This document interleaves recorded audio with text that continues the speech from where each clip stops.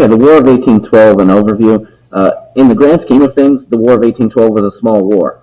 Only about 6,000 Americans were killed or wounded. Most of the fighting that takes place is fighting between Canadians and Americans. Very few British are involved, at least in land fighting.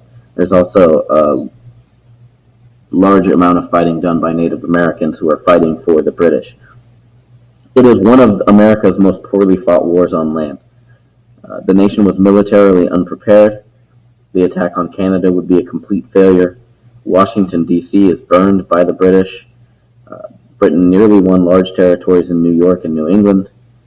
There's also national disunity throughout the entire war. The Federalists throughout the war undermined the war effort because they didn't agree with it.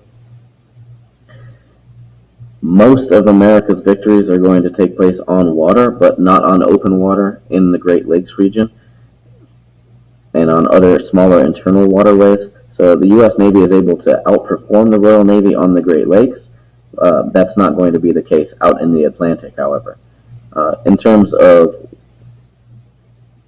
land battles and heroes that emerge, both Andrew Jackson and William Henry Harrison will emerge from the War of 1812 as national heroes, and both will later go on to be presidents because of the hero status that they gain. Andrew Jackson emerges as a national hero for defending New Orleans, while William Henry Harrison becomes a hero because he becomes known as the man who killed Tecumseh. The war ends in a stalemate. It's basically a tie, but America is able to gain diplomatic and military respect for holding their own against the British military for a second time. The war is later dubbed the Second War for Independence.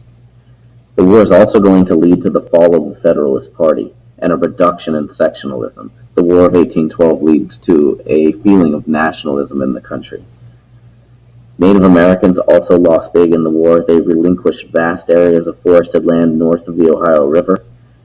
And ironically, American industry is stimulated because the war leads to less dependence on British manufacturing. So even though northeastern industrialists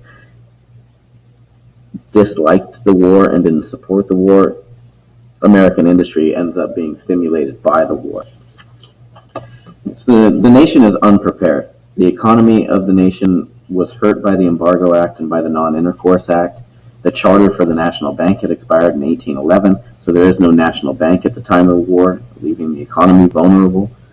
The regular army in America is inadequate, and it's supplemented by even more poorly trained militia. And we're fighting against Britain, who possessed the best navy in the world. The British were able to maintain a blockade on American Atlantic ports for most of the war, which caused significant losses economically to U.S. shipping. But U.S. industry is able to develop because we're no longer trading with Britain during the war. And Jefferson's Mosquito Fleet, or the small navy that was developed under Jefferson, was just inadequate to fight on open water against the British Navy. The Canadian failure, the U.S. attack on Canada, was a strategic failure. Americans falsely believed that if they invaded Canada, the Canadians would easily crumble because they didn't want to be part of the British Empire. That assumption was incorrect. About 80% of Canadians in Upper Canada and Ontario were post-revolution loyalists. So they're people that left the 13 colonies during the Revolution because they wanted to remain loyal to Britain, not because they wanted to break. If the U.S. had concentrated on Montreal, Canada might have fallen, but it's not what happens, and Canada ends up being a huge strategic failure for the Americans. The fight on the Great Lakes, the British were unable to sail their fleet past Niagara Falls, and so a naval arms race results in the Great Lakes region.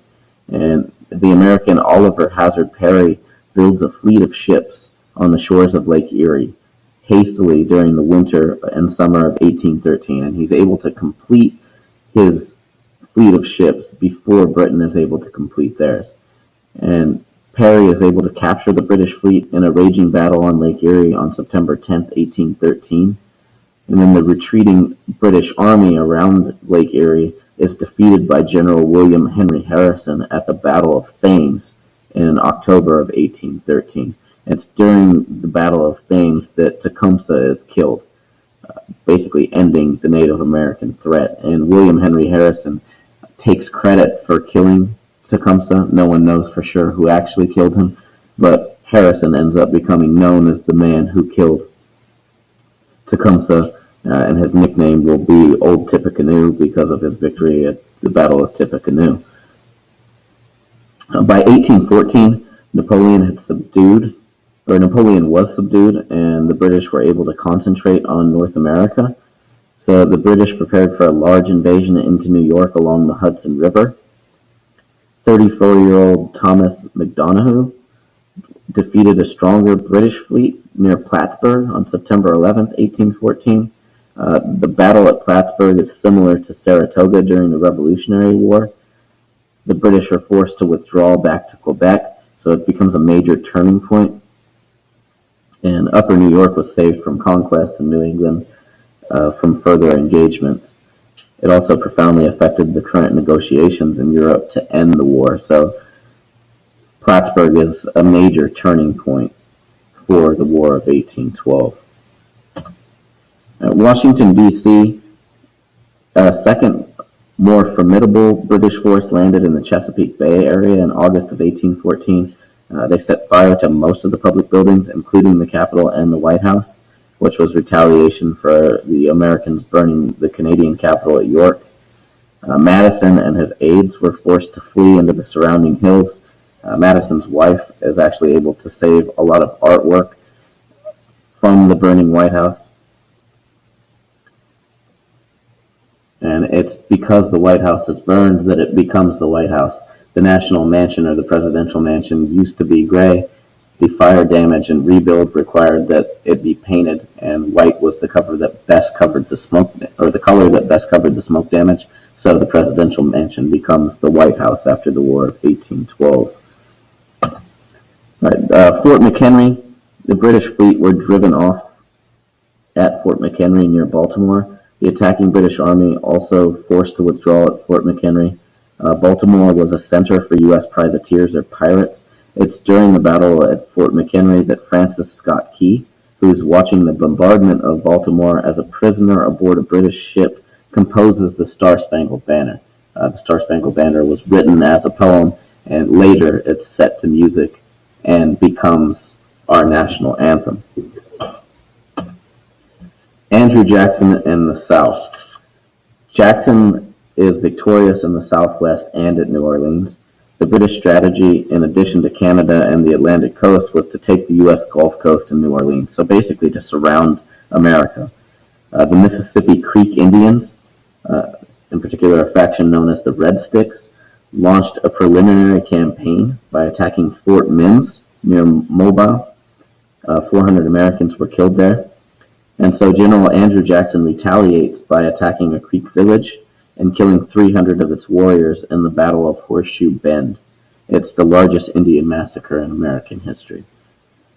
A British naval force of 47 ships defeated an American force of 5 ships in a naval battle preceding the Battle of New Orleans. The significance is that it bought time for Jackson's 7,000-man army to fortify New Orleans. And the Battle of New Orleans, the British blundered by launching a frontal assault in January of 1815. Jackson commanded a 7,000-man force of sailors, regulars, and pirates, Frenchmen, free blacks, and militiamen from Louisiana, Kentucky, and Tennessee. So it wasn't a regular army, but all of the men were willing to fight and die for Andrew Jackson.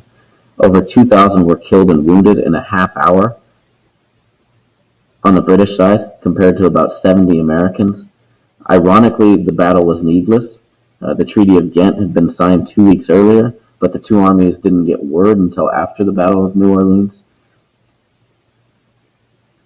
A British victory in the battle most likely would have resulted in British changing the terms of the treaty to the detriment of the U.S., but Jackson is able to pull out a victory at New Orleans. The Battle of New Orleans resulted in a tremendous upsurge of American pride and nationalism, as Jackson is able to defeat the British. And Jackson becomes a hero of the West. He'll be elected president 13 years later. Most Americans believe that the New Orleans campaign had won the war, even though realistically New Orleans was fought after the war had already been ended diplomatically.